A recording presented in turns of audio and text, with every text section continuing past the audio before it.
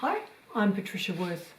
I'm going to read you a story, the first chapter of a story from the Clarion Call, Volume 4, Fairy Tale Riot.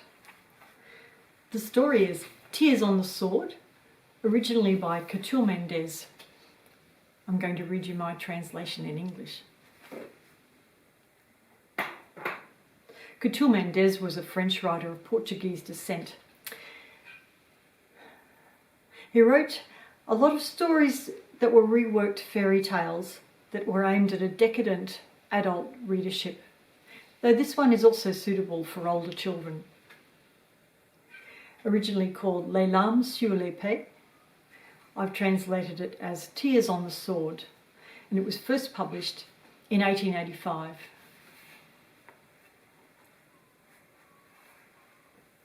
Chapter 1. Once when the valiant knight Roland was returning from fighting the Moriscoes, he was letting his horse catch its breath in a Pyrenean pass when he heard a shepherd tell of an enchanter not far from there who was making himself odious to the whole country by his tyranny and cruelty. At this tale, the horse pricked its ear, shook its mane, and made ready to gallop away, for it was aware that its master usually put little time between being informed of such crimes and punishing the guilty parties. But the righter of wrongs, patient that day, questioned the mountain shepherd at length. He learnt of some very strange things. The evil magician who lived in a castle by the sea did not limit himself to robbing travellers, laying the countryside to waste, setting villages on fire, ravishing young girls and bashing old men. He was also victorious over all the noble men who came to challenge him with the intention of putting an end to so much barbarity. The most worthy of them bit the dust. Even by fleeing they could not evade death. The castle keep was lashed on one side by a furious sea, and on the other there were enormous heaps of bones, gnawed by animals and bleached by rain. And there was always a flock of ravens hovering in the sky, unfurling like a black banner at the top of the tower. Good Roland could not help laughing. How could he believe that an evil sorcerer had defeated paladins clad in iron, their swords drawn or lances couched?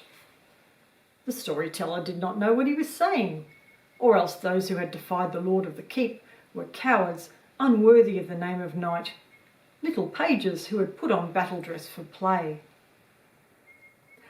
"Good master," said the shepherd, "it is not out of bravery that the enchanter brings harm to all his enemies.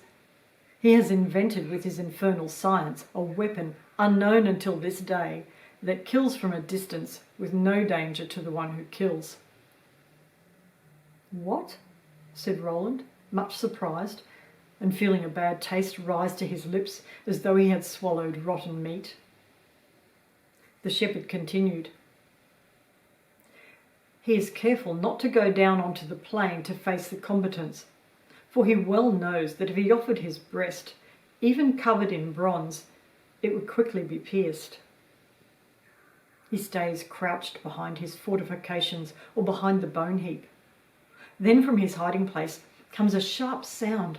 A flame suddenly bursts out, and with no time to say an Our Father, the knight who had been confidently advancing falls to the ground, a red wound in his neck or forehead. 'In the name of Jesus, conqueror of Tervagant,' cried Charlemagne's nephew. 'I've never heard of such cowardly behaviour. It's truly very fortunate that I stopped in this wild place to let my horse catch its breath, for I think that before the day is out, if the saints will lend me their assistance, and if his dwelling is not too far off, I will have punished the treacherous man whose life is an offence to God. But speak frankly, do you know how and of what this diabolical weapon is made?'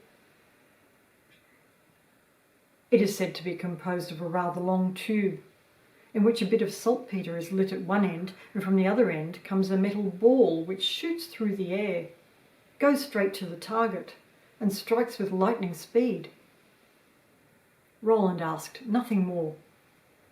He gathered up the reins, squeezed the horse with his knees, the metal clanking, and with its mane flying, the horse galloped shoreward. But the gallant knight hung his head sadly during the ride. He was loath to soil his sword with the blood of a coward. It was the first time he was going into battle without pleasure. Thank you for listening. If you'd like to see more of my translations or to find out what I have translated, some translations are free and they're available on my website, patriciaworthtranslator.com. Bye.